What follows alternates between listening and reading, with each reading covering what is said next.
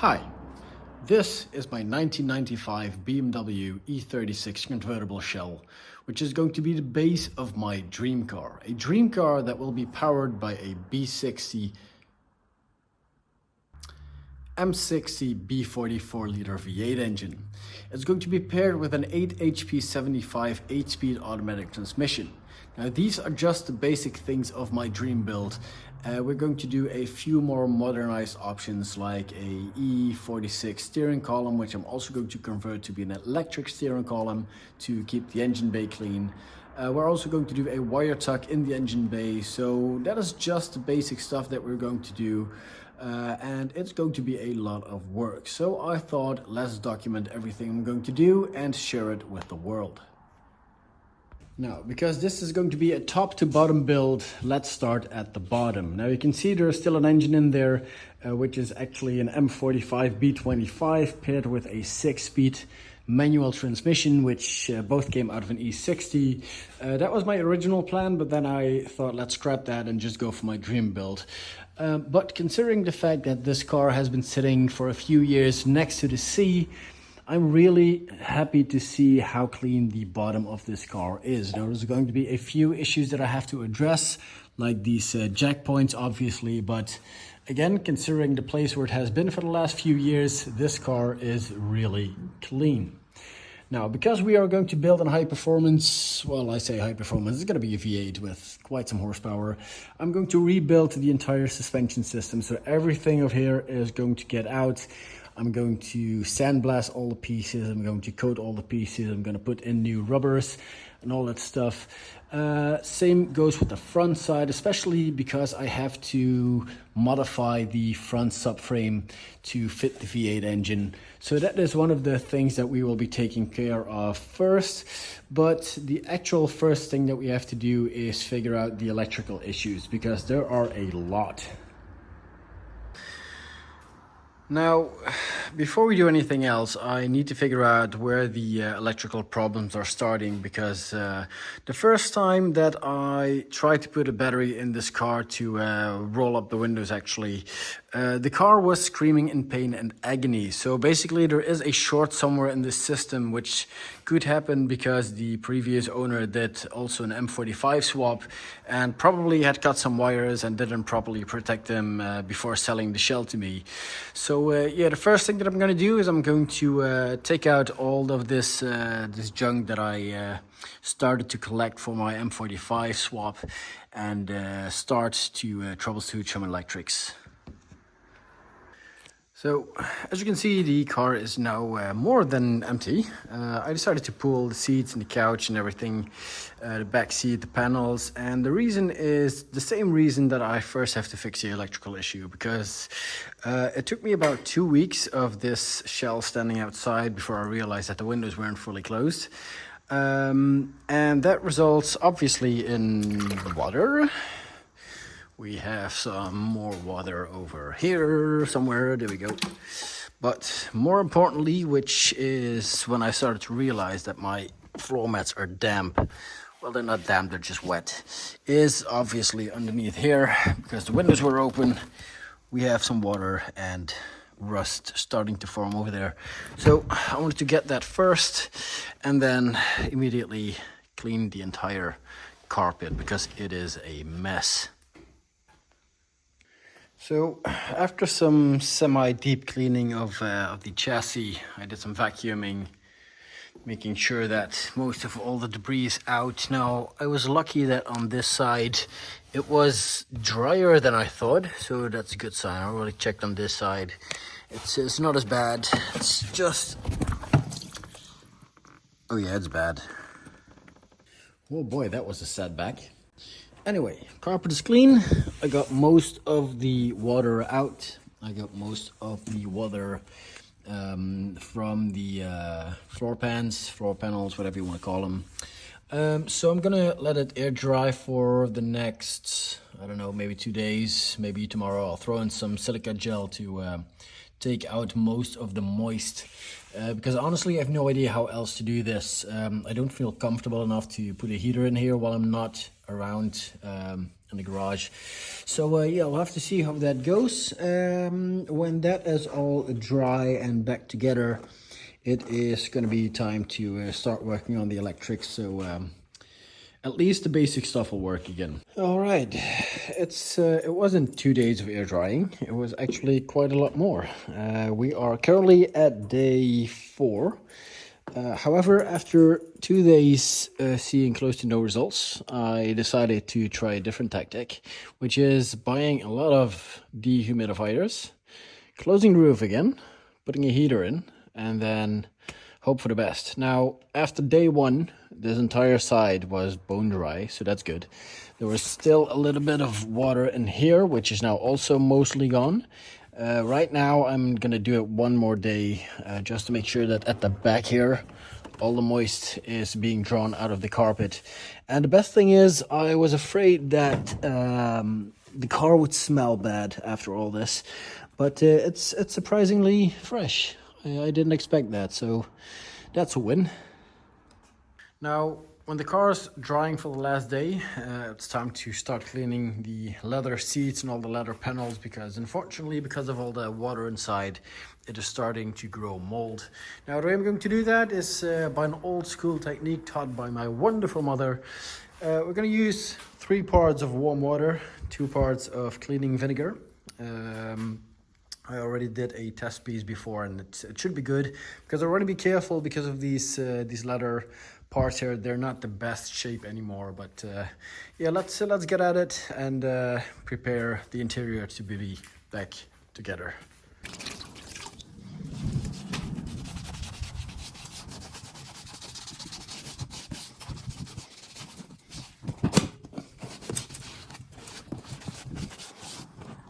All right, so all the interior pieces are now fully cleaned. I might do a second round whenever the pieces are back in the car. But for now, most of it is done because I want to get this interior into the car as quickly as possible, because I need this building space in order to pull out the old M45 engine and prepare the M60 engine to be put back in the car, because over there is a package from Poland which will contain all the parts that are necessary in order to put the M60 engine into my E36 chassis. Now, before I'm going to put this all back into the car, there are a few things that I need to fix. One of them is the driver's side door. I'm not sure if you can see that. Yeah, it's hard to see, but the problem is the window is actually being pulled out of the bracket that guides the window going up and down. I already fixed the passenger side. I'm not sure if I showed you that. I think not, but yeah, I did a full rebuild on the sliders over here. I'm going to do the same on the right side, or on the left side I should say, including fixing the bracket back to the window. So let's have a close-up look at my window problem over here. So as you can see down here, the window's actually being pulled out of this this bracket here. It looks like they've already tried to fix that before, but they did a bad job on that. So what I'm going to do is I'm going to pull out the entire window and inspect all the damage that has been done. I'm going to try to fix it. I'm going to compare it with a window that I have still upstairs. And the way I'm going to do that is by taking out the window. Now, to do that, we're going to unhook these clips here on both sides. We're going to pop out the ball joints, and we also have to undo these 2 screws over here. I'm not sure if they also have it on this side, but we'll see it when everything is being disassembled, and then we're going to compare the 2. So I took out the window on my driver's side, and again you can see that this is just hanging off like this.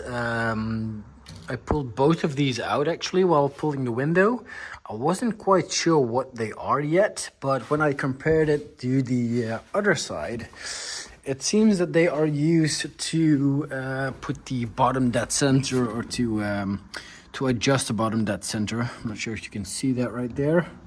So there's just a little adjustment screw that I think sets the level of your window or something like that. I'm not sure yet, but unfortunately I don't have those, so I'm going to try and find some replacements for those, probably somewhere at the local scrapyard or something.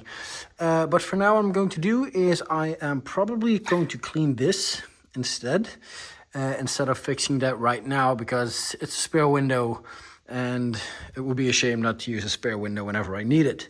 So let's get this one fixed and cleaned up. I'm going to replace both of these sliders. I'm going to put the window back in the car. All right, so the window is back inside of the door. I did clean these rails here. I'm going to put the new sliders in any moment now. However, I realized that I never told you that I found the problem of my electrical issues. And it turns out it was really simple. Because at the beginning of the video, I told you like this was all wet and there was water on the floor pan. And you might have seen it in the background already. I had to cut off I think it's called a power bar or something. This is basically where a few wires are coming together in this array of... how do you say that, connectors? I don't know how to call it, but this one was heavily oxidized, so I decided to just snip them out and connect them together underneath the floor. And that obviously is a result of all the water that was down here. I'm not sure if I can show you. No, I can't. It's underneath this black panel right there. So basically what I did is I snipped off all of these cables and I basically connected them together with some AMP connectors. So anyway, back to the window. Now it's time to put in a little bit of grease. Where did my window go? Oh, it rolled down again. All right, second attempt. Anyway, so I'm going to put in some CV grease in here. I'm going to put in some new sliders and then I'm going to snip these back into place, and then it's time for me to adjust the new window. So let's get these sliders and let's fix the door. All right, that was one in. Now, I just bought a few of these a long time ago, and it's finally time to use them. So what I did basically is I used some CV grease. It's probably not the original grease whatever they used, but it worked. I've done a few of these before. So basically what you do, you buy these new sliders, and I prefer to put them in with the round side facing the front of the car, because whenever the system is back in place, it is the easiest way whenever you have to remove them again. So just slide these guys in there. They might go a bit hard, especially on the last bit. So just a little bit of persuasion. There we go. So now what I'm going to do is I'm going to lift the window up, and we're going to make sure that these ball joints are going to be snapped into place in these new sliders. Right, so I am inside of my car. Everything has been placed back together. Now, here's a little BMW tech tip that you might not know about these, well, I should call them frameless door designs. I have no idea how to call them, but you can find them on the convertibles and the coupes. So basically, whenever you disconnect your battery and you're going to put in a new one for whatever reason, then these doors or these windows will not go up. I can go down, I can go back up, but it never surpasses the place where it started. Now, the only way to fix that is you have to put your car on the accessory switch, close the door, and then you should be able to pull them all the way up like that. And only after that you can open your door again. You can take your key out and the door or the window will still work. Now, so in case you didn't notice, well, now you do. All right, so that should conclude all my window issues. Now, I did notice a few things that I still will address, like there's an open connection here. It's only a ground cable, so it's not that much of a big deal, but I just want to shield it. And I also noticed that whoever worked on this car before, they installed the wrong type of locking mechanism, because originally on this car it has like this big connector. However, the one installed is using a few of these smaller ones, but for now that's not much of an issue, because I just want to make sure that the basic electrical system is working again. So if I need to, I can roll up the windows, roll the car outside, whatever. So I'm not going to bother with that just now. For now, the thing that is important for me is the fact that I can finally close all my windows. if I put my key in the ignition. There we go. So I can close all the windows. However, on this side,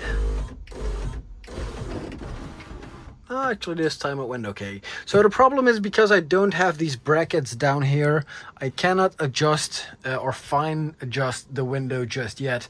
So I had a few times where I opened the windows, I wanted to close them again, and there you can actually see it happen. So yeah, I have to be mindful of that. But whenever I find these new brackets or these brackets at the bottom of the window, I will make sure to address that, and then my windows are all fully functioning again. So all of that is done. Next step, getting the interior back into the car, so I finally have my working spot over there that I can start working on my BMW M60 V8 engine. Alright, so the interior is almost completely back together. The rear seat is in, all the panels are done. The front seats are in, but they're still sitting loose because I will be working underneath the glove compartment where the ECU for the engine and the gearbox controller will be.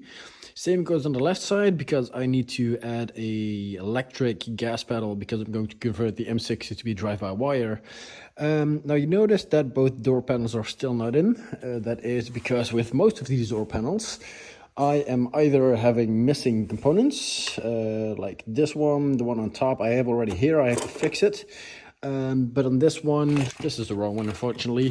I'm missing both the front, the back, the top, and one of these small compartments here. So I have to look for those first. So unfortunately I cannot put the entire interior back together.